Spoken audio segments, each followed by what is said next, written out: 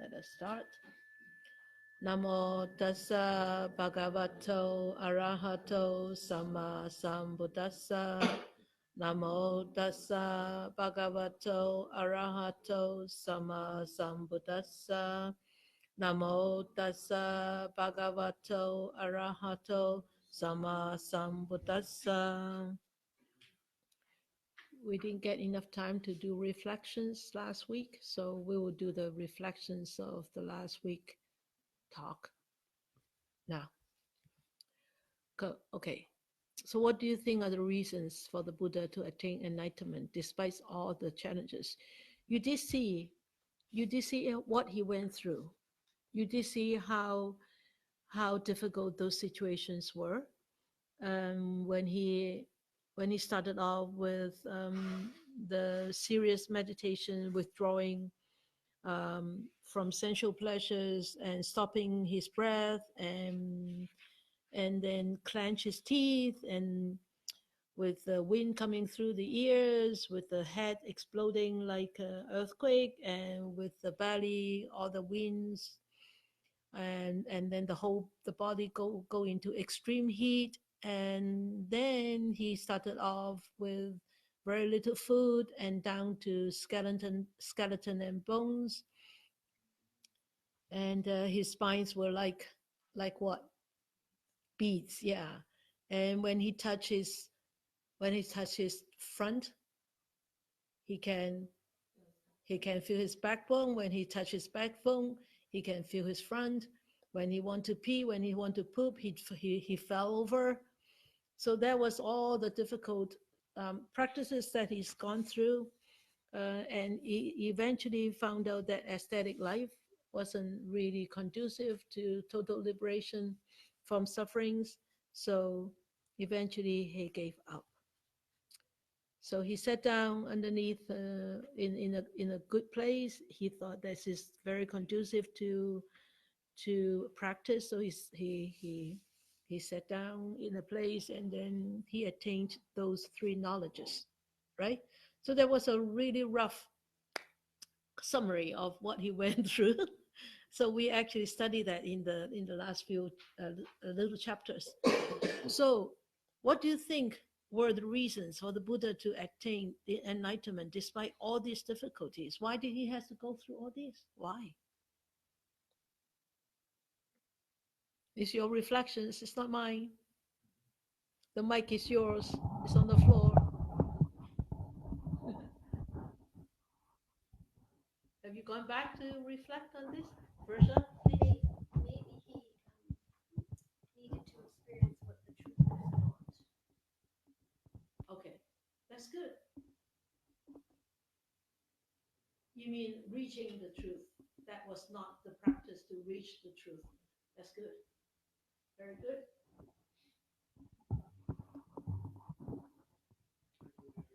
You don't have any idea, okay? He needed to discover the middle way. Very good.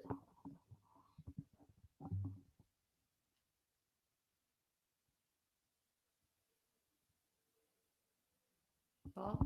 He needed to show man that what, like he was the Buddha, but a man, he proved a man has to go through. An ordinary human being. We're ordinary, he's ordinary. Yeah. To go through all those. This is not what to do. This is not what to do. And this is what to do. This is what to do. Good. So it's not like a God who came and said this. Yes. You listen to me, and I'll carry you on my shoulders. And he wanted to experience. He wanted experience it so that he could, be informed and tell his pupils what. Very good. He can't really talk with knowledge unless he's going through it. Exactly. He can relate to it. Yeah. So we can relate to his teachings, right? What else? He just needed to look at reality the way that it was, the way that it is. Yes. Look at the reality the way it is. Yes. Okay. What else?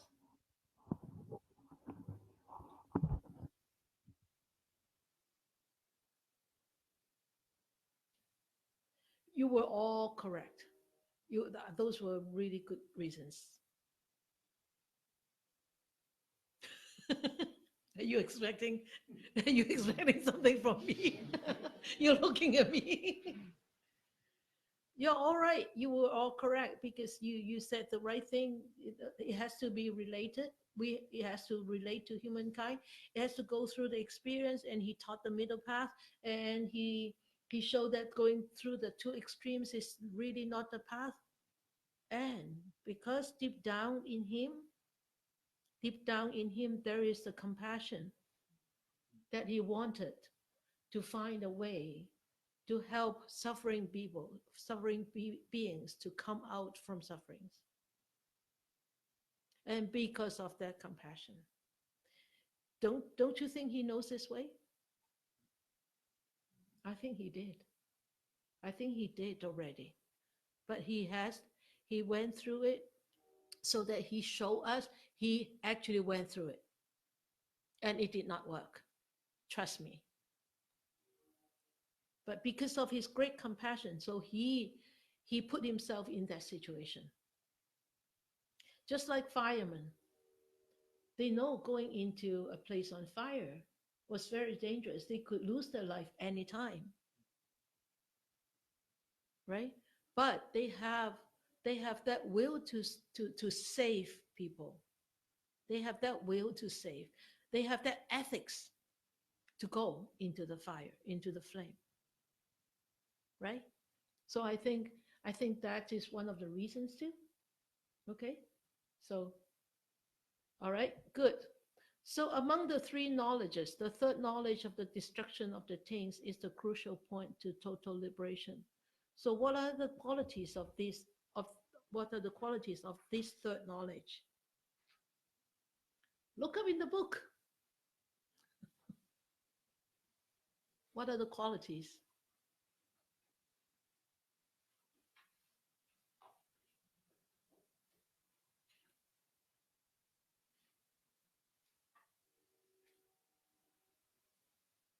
Nine qualities. Nine qualities.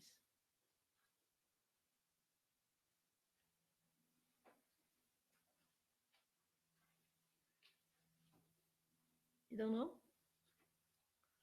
Want me to tell you? Okay. Page 66. The book will tell you. Page 66, passage 42. When my mind was thus concentrated, purified, bright, unblemished, rid of imperfection, malleable, worldly, steady, and attained to imperturbability. These are the qualities of the third knowledge, isn't it? Right?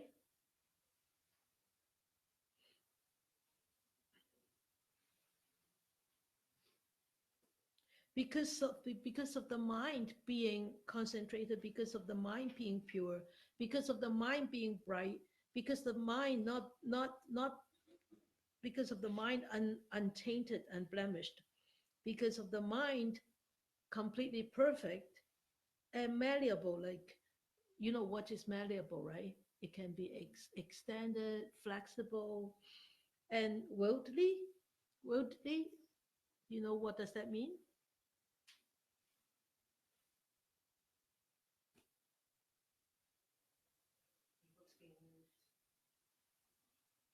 I thought that is more malleable than worldly. Yeah, being able to carry. Like wielding a sword, maybe? Okay, what does that mean? To hold up, and to be able to use, to be suitable. I look up the definition. Okay. So worldly and steady. So and attain to imperturbability. So importability, we all know, is like cool-headed, grounded, and very stable and steady, right? So these are the qualities of one who actually has attained the third knowledge. so so these are the qualities of the third knowledge. Because of that enlightenment, these qualities naturally come. You don't have to actually cultivate, intentionally cultivate. Because of the enlightenment, attainment of the enlightenment, these qualities are naturally there. Do we have any of these qualities? Really? No? To a certain extent. You do. Come on, be more positive. Hi? You've been studying the Dharma, practicing for so long. Give yourself a pat. Moments. Moments. Yeah. Moments that you have these qualities. Yes, of course. You have to have faith. Internal faith, remember? Last week, I think it was last week or the week before, it says internal faith.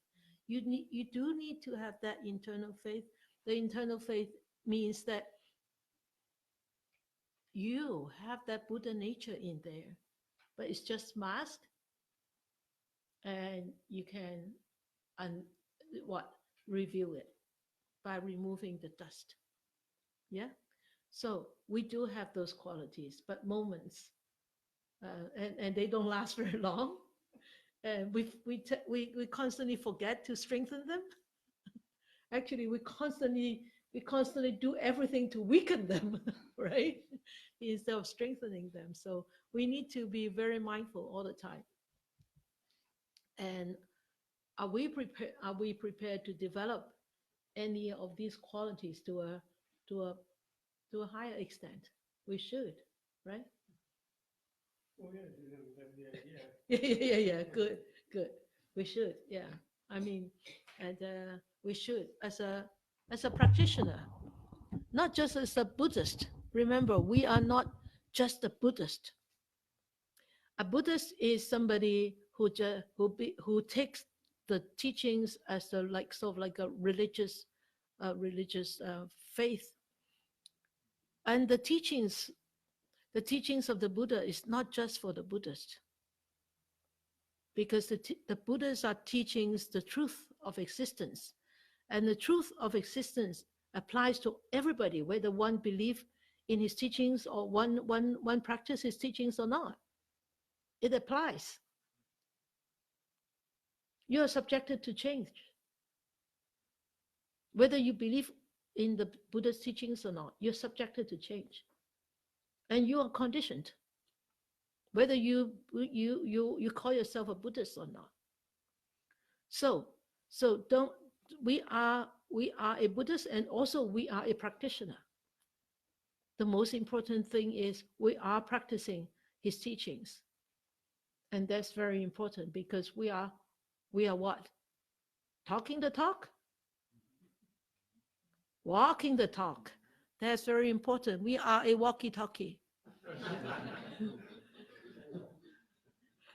Walking, talking, walkie-talkie. Okay, so be a walkie-talkie of the Buddha's teachings, not just the talkie.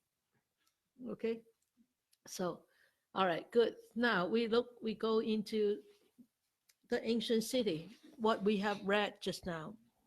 So this is actually a simile, okay? And this passage said, when now will an escape be discerned from this suffering headed by aging and death?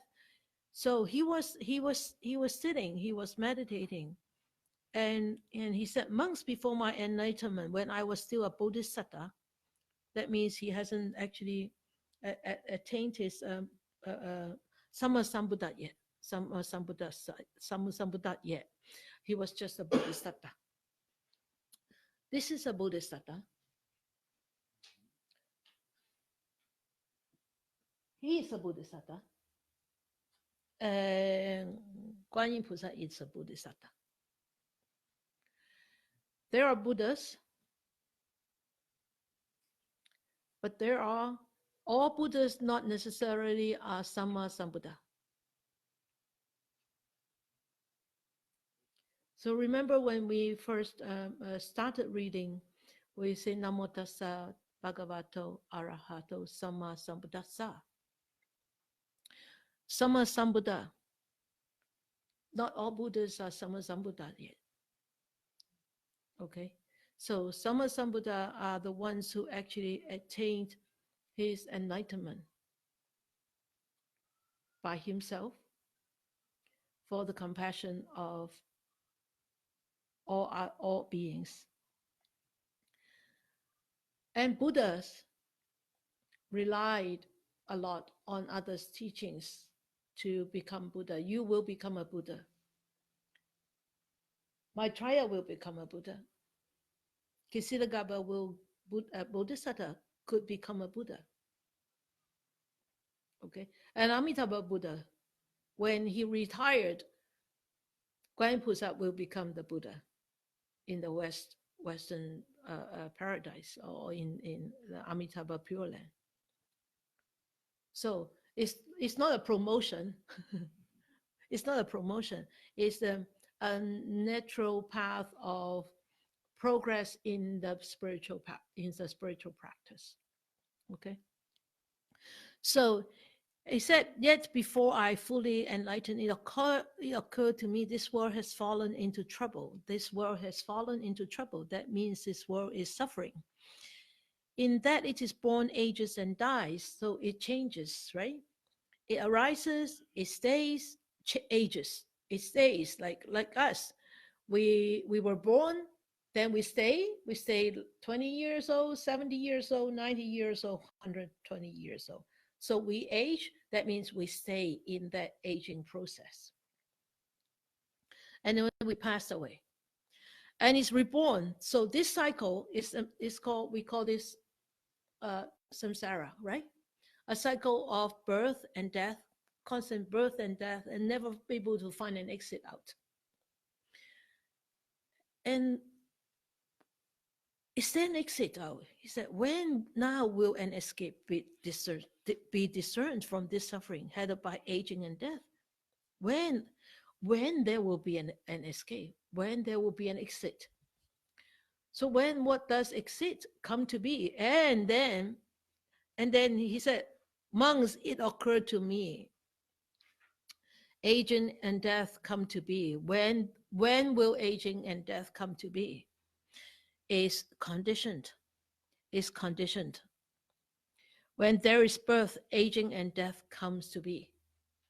When there is birth, aging and death come to be. So when we were born, we're bound to age, we're bound to die. There's the conditions. The conditions of birth lead to aging and death. So what does he talk about in this whole chapter, the ancient city? So by what is aging and death conditions? So it is birth. So he said breakthrough by wisdom. So he had attained a breakthrough by wisdom is when there is birth, aging and death comes to be. Because birth actually conditioned aging and death. And aging and death has birth as its conditions.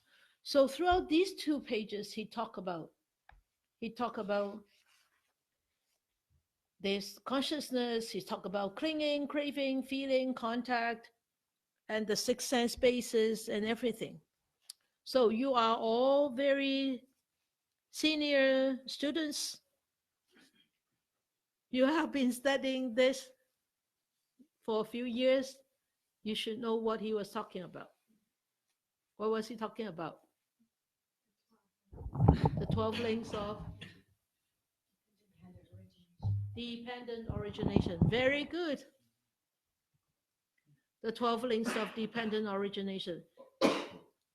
I'm not going to go into detail in this because in later chapter we have to go into detail in this, and so I just want to finish this chapter as the bringer of light, and it's not talking about life and rebirth. So this is the dependent origination. So what he talked about is normally this is at 12 o'clock. Okay, this is 12 o'clock and 1 o'clock, and then you go on. So 12 links. So because of ignorance, there is this formation. And because of formation, then there will be consciousness. So this is the condition for formation. Formation is the conditions for consciousness, and the consciousness is the formation for name and form. And when this name and form exists, then there will be the six sense doors: the eyes, the ears, the nose, the tongue, the smell, the the body touch, and the mind. With the six sense doors, then we will, because the eyes can see objects, the ears can hear sounds, then there will be contact. When the eyes see an object, there is a contact. So the eye will see, oh, called, this is a round thing, this is a round, black and white. It doesn't really know black and white. It knows color, but it doesn't know what kind of color. Remember, always, always bear in mind the senses do not know what color, what form. It knows this is like this or this is like this, and it doesn't distinguish a triangle from a circle. Remember, okay? And what distinguishes a triangle from a circle? Which part of the mind distinguishes?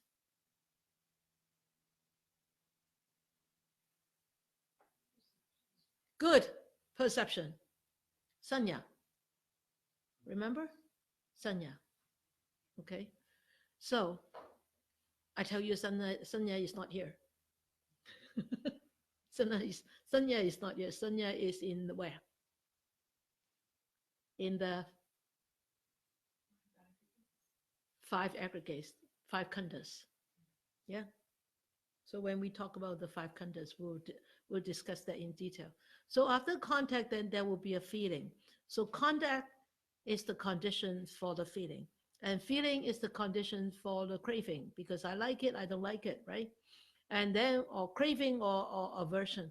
And then with this craving, that we start to cling on. I want this, I want more, I want it to stay. So clinging. When there is this clinging, we become a person that wants this to stay. So that is a different person than before, right? So you start off with no clinging. Now you see a piece of cheesecake and you say, oh, I want that cheesecake. So you are a different person already, a person who wants that piece of cheesecake.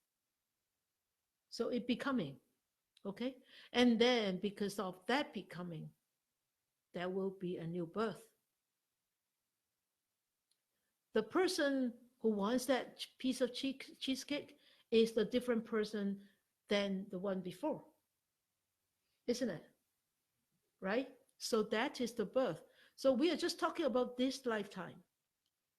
But these 12 links of dependent origination actually spans over how many lifetimes? Eons, yeah. Past, present, and future. Past, present, and future. Infinite lifetimes. Okay? So that's why when there is birth conditioned, aging, and death. And then after we die, what do? We take birth again. Why do we take birth again? Because we are so ignorant.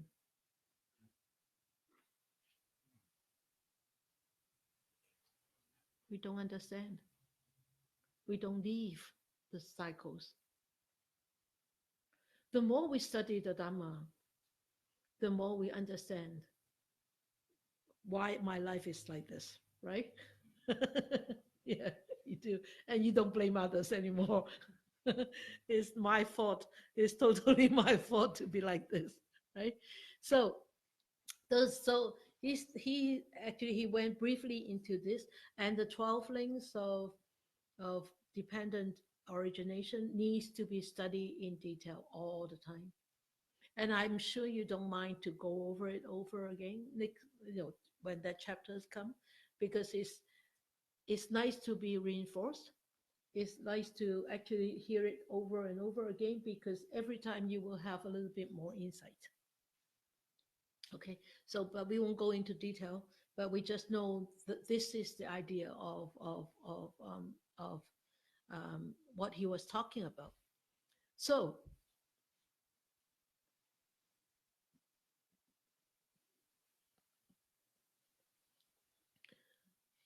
so with this 12 links of dependent origination, this is the one of the really core teaching of the Buddha, and one of the very important thinking of the Buddha's teachings. And because of these 12 links of dependent origination, we or our existence is not being created by others, right? It's created by ourselves.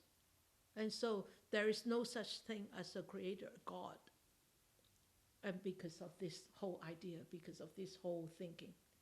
And and you look at this whole cycle, it's very true and very correct. And look at this in the inner circle, arising and cessation of dukkha. In case you don't understand what is dukkha means, it means sufferings, miseries, dissatisfactions, unhappiness. And the one on the left is with the arising of this, that arises. And with the cessation of this, that ceases. That is the total, this is the whole idea of the arising of us, of the arising of every anime inanimate existence. Inanimate existence, because there is wood, there is glue, there is paint, there is money, there is tree, and there is a carpenter, and there is somebody to go and buy this. Because of all these arise, that's why there is this stick here. This arises.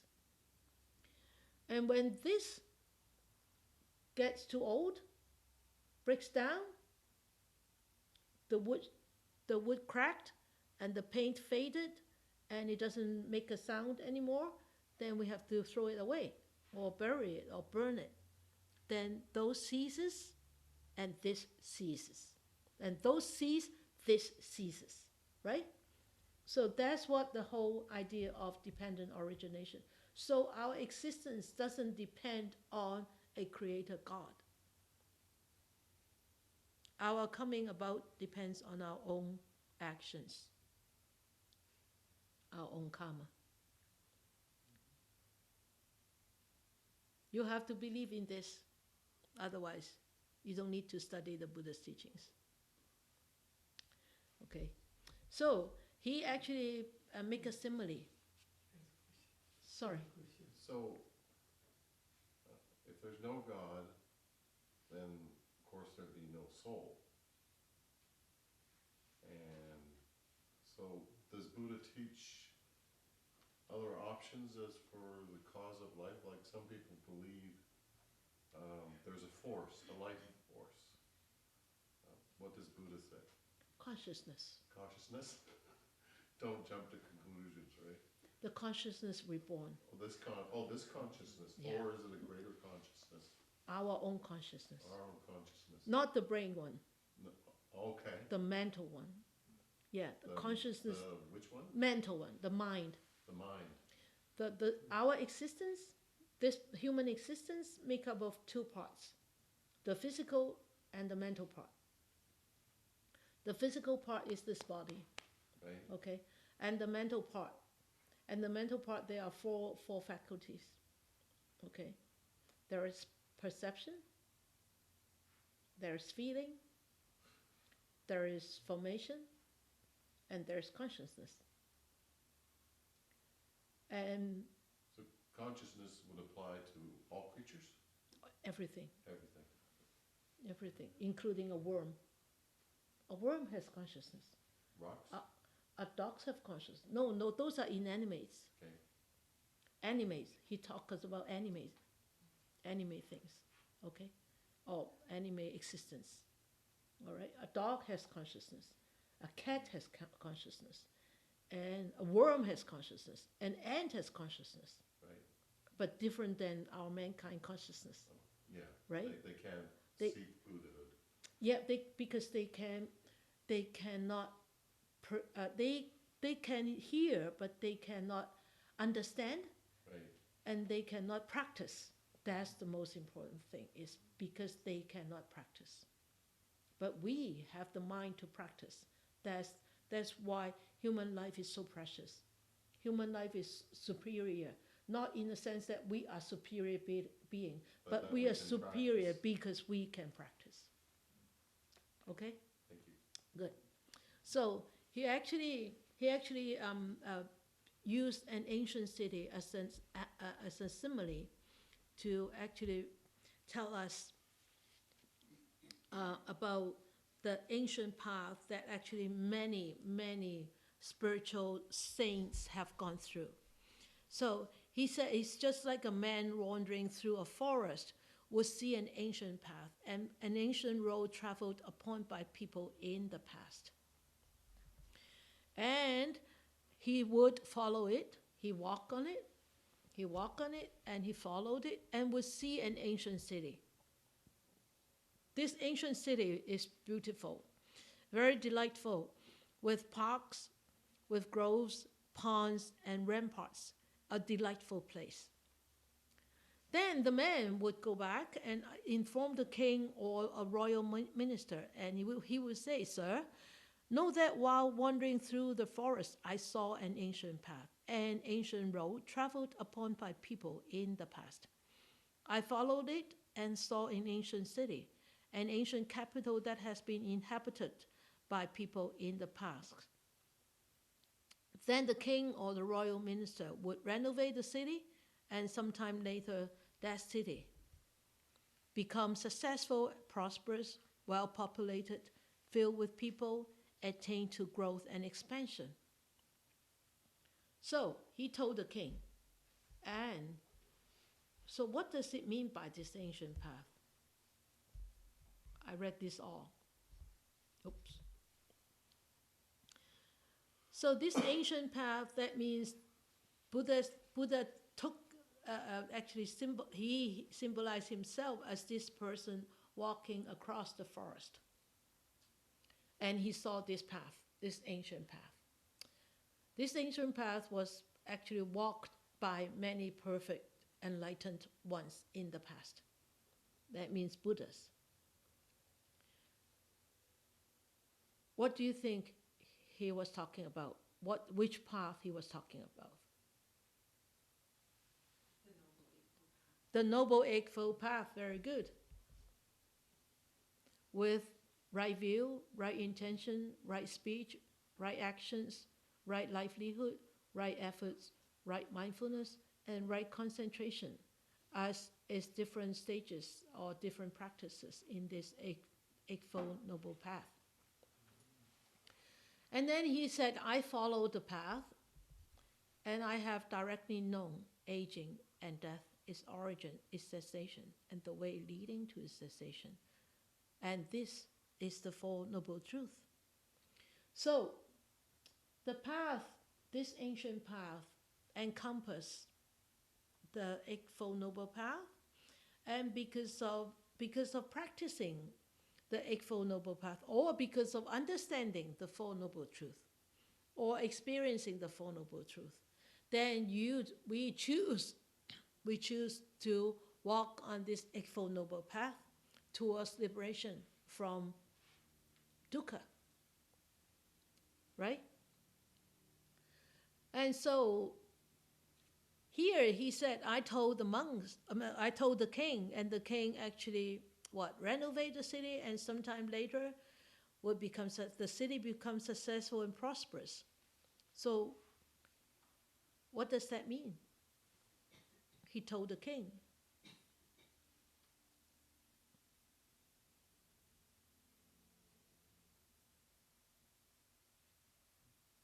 Was that like him teaching? Yes. Yes. You see, these chapters are all interconnected. The next section is the decision to teach. Yeah, teaching. So I have explained them to the monks, nuns, the male lay followers, and the lay female followers. Remember that last few lines on page 69 on that passage? Having directly known them. That means this man who walked across the forest, he directly know them, and he explained them to the monk, the king. The king developed it. So he explained them to the monks, the nuns, the followers, and they walk on this, and they become successful and prosperous. Right? So the spiritual life has been successful and prosperous, well proclaimed among devas and humans. You still with me? You are still okay? Not bored yet? Okay. All right. Let's see. Okay. Then, the decision to teach. That's subchapter 4. And he said, oh, okay, I consider this Dharma I have attained is very profound, so deep. And even for me, it's very hard to see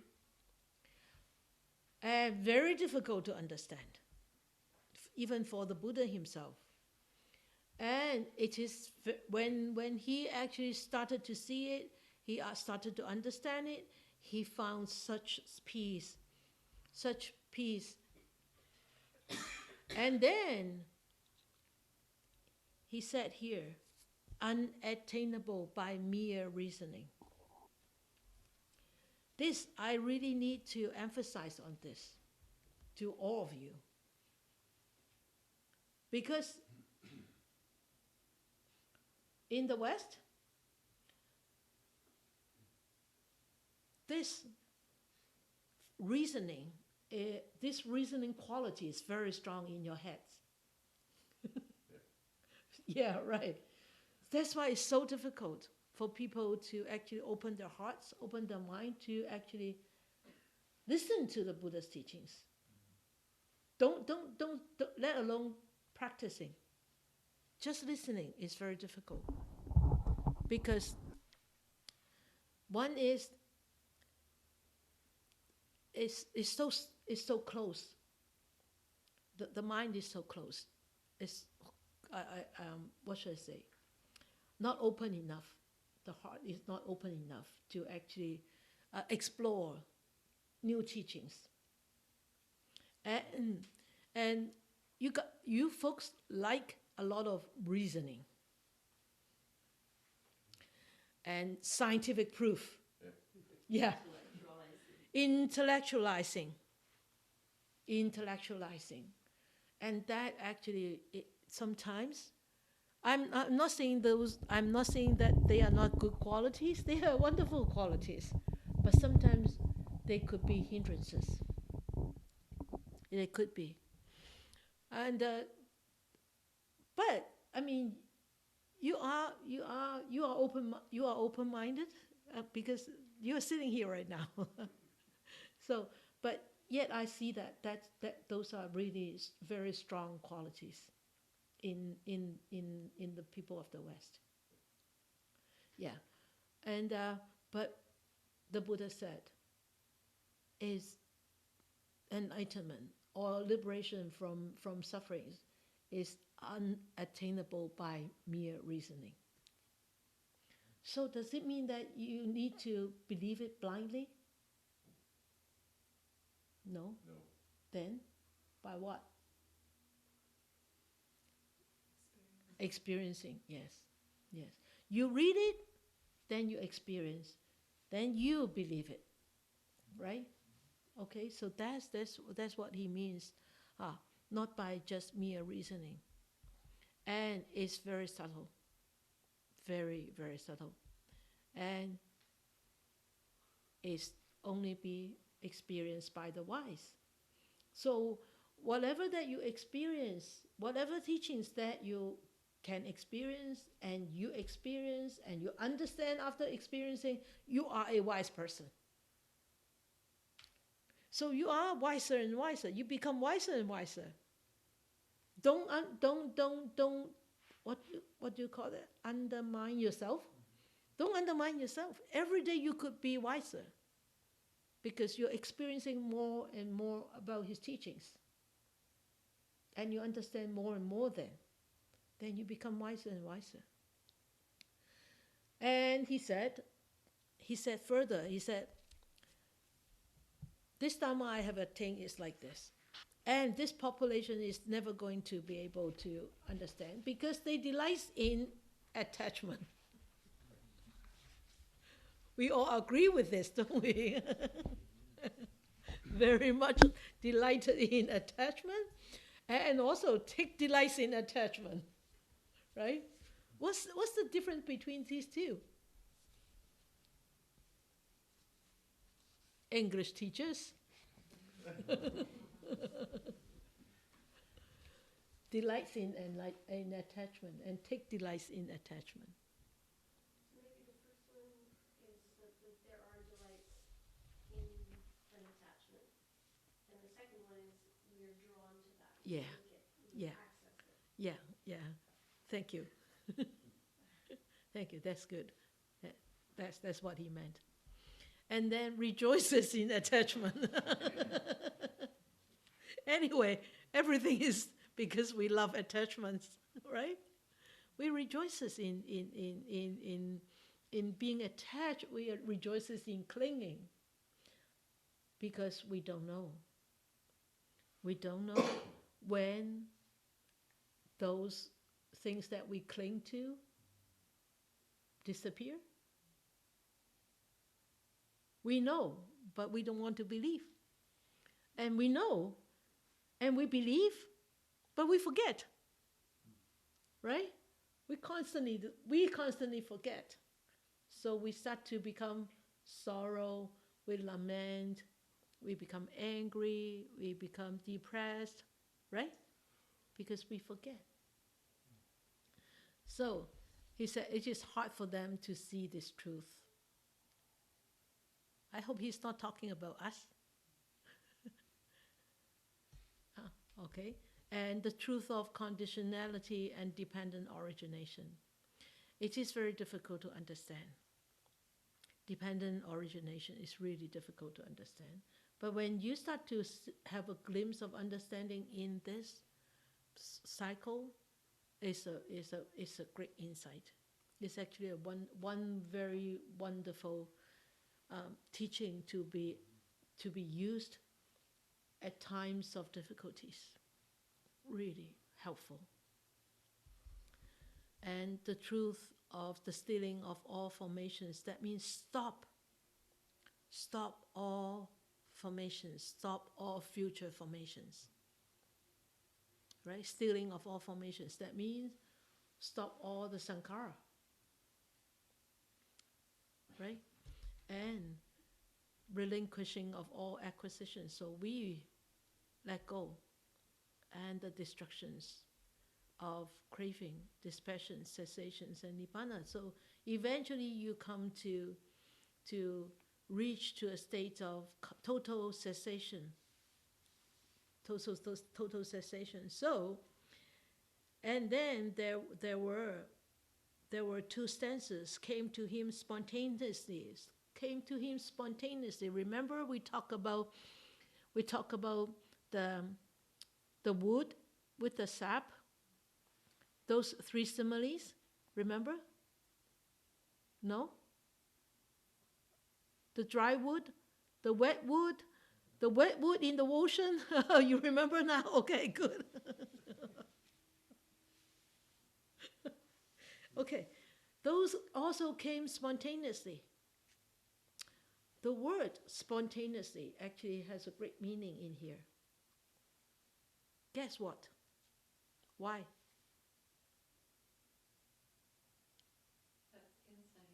Insight. It just comes naturally. You You don't need to have any intention to create it. It just comes naturally. And those are the two stances. First is enough with teaching the Dhamma that even I found hard to reach, for it will never be perceived by those who live in lust and hate. So that's the first stanza. And then the second stanza. He said, those died in lust, wrapped in darkness, will never discern this abstruse Dhamma, which goes against the worldly stream, subtle, deep, and difficult to see. So, considering this, he said, my mind inclined to inaction.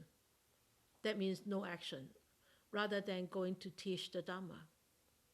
Why? Why? That would be too difficult for us to, as human beings, To understand, to comprehend. Yeah. Yeah, because we don't have that kind of faculties to understand and comprehend. But you do understand and comprehend now. But we forget. As soon as we leave here. Yes, it's true. So he knows after he attained this profound Dhamma, he knows how difficult it is for those who are defiled, who are constantly living in afflictions, to actually to understand, to remember, and to practice the Dhamma. So, but also, why he did this is not because he is not compassionate, but out of veneration, out of respect, we need to request for the Dhamma. So he wanted, the inaction is he wanted somebody to come and request for the Dhamma. And who did come? Devas, Brahma. Okay? So we'll stop here. That's enough for tonight.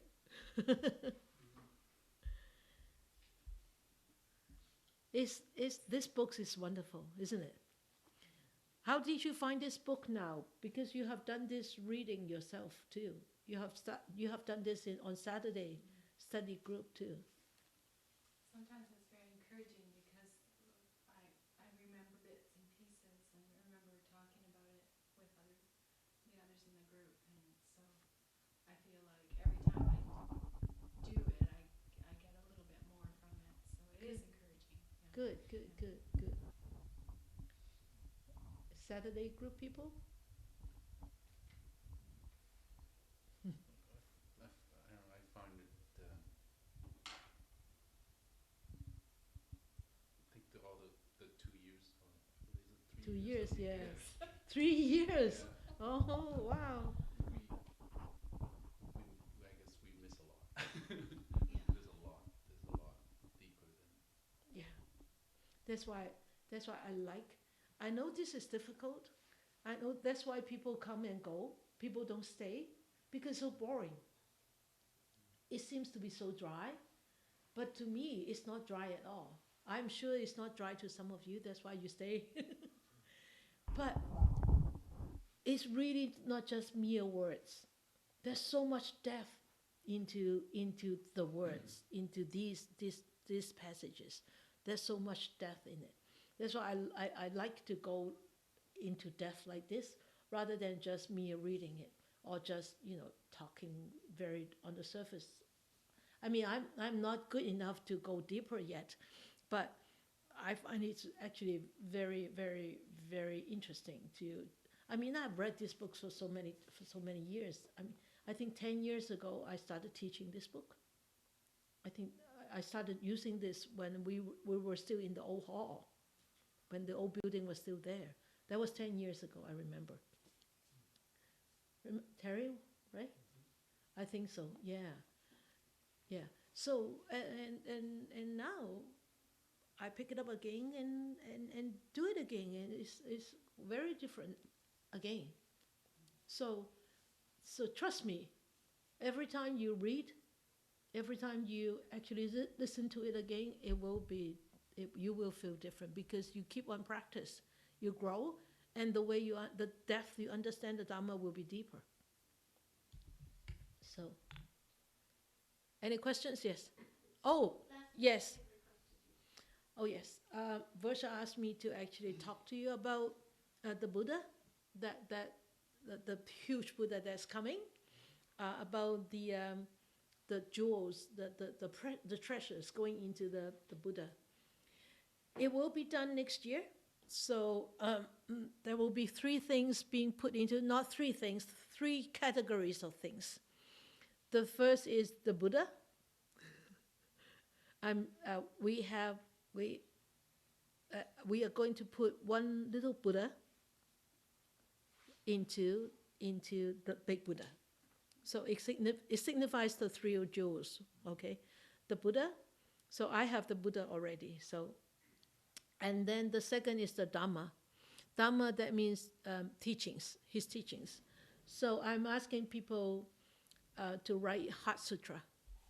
So if you would like to actually write in English, I would welcome A4 size paper, not too thick so that I can roll it up, with calligraphy or whatever. Try your best to write very, very slowly and mindfully.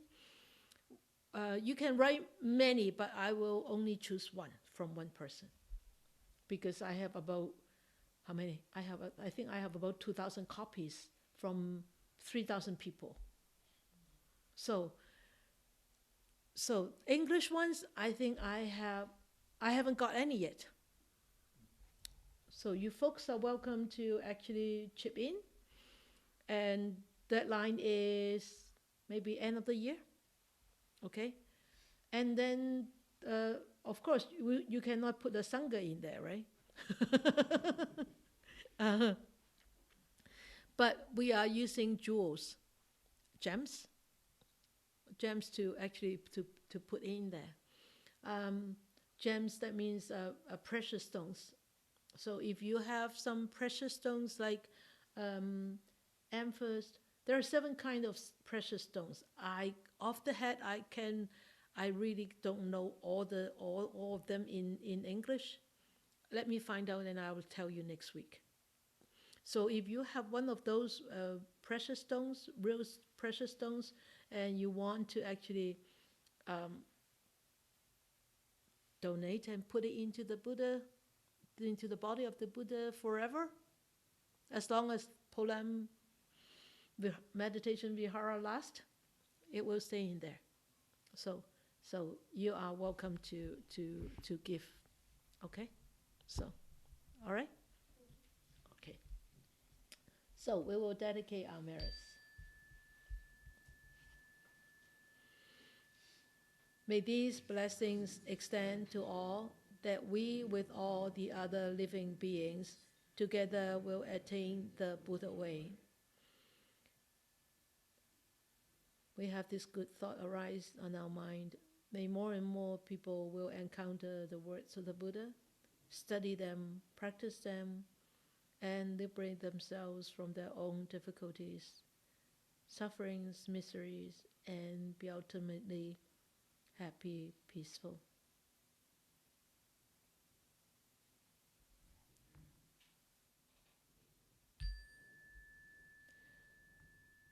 Okay.